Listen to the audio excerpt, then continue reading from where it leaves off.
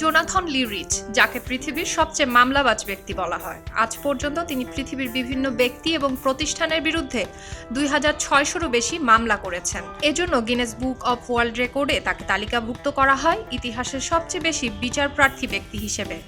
এই কথা জানতে পেরে রেকর্ড থেকে তার নাম মুছে ফেলার জন্য গিনেস বুকের বিরুদ্ধেও মামলা করে বসেন রিচ।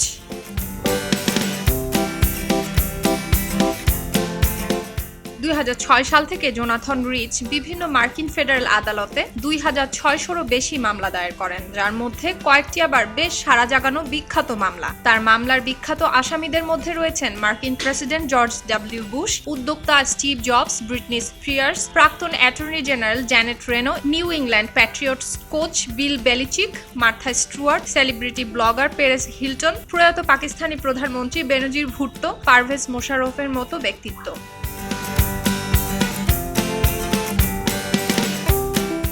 এমনকি রিচের মামলার তালিকায় এমন কিছু আসামিও রয়েছেন যারা আসলে মামলার সাপেক্ষে কোনো ব্যক্তি পর্যায়েও পড়েন না।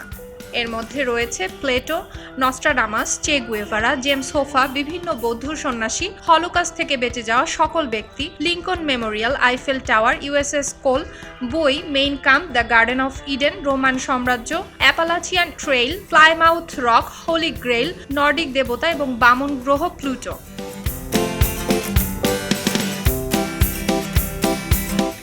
তবে রিচের বেশ কিছু মামলাকে অর্থহীন বিদ্বেষপূর্ণ বলে খারিজ করা হয়েছে।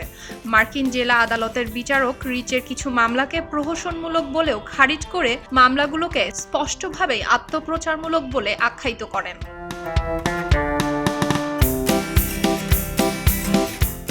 এছাড়া এভাবে একের পর এক মামলা করার কারণে রিচকে বেশ কয়েকবার বেশ বিপাকেও পড়তে হয়েছে। জুলাই 2018 সালে অ্যারিজোনায় একটি ফেডারেল গ্রান্ট জুরি উল্টো রিচকেই অভিযুক্ত করে বসে। পরে তার বিরুদ্ধে মিথ্যা বিবৃতি এবং জালিয়াতির অভিযোগ আনা হয়। তাছাড়া পাকিস্তানে রিচকে গ্রেফতার করে একবার জেলেও পাঠানো হয়।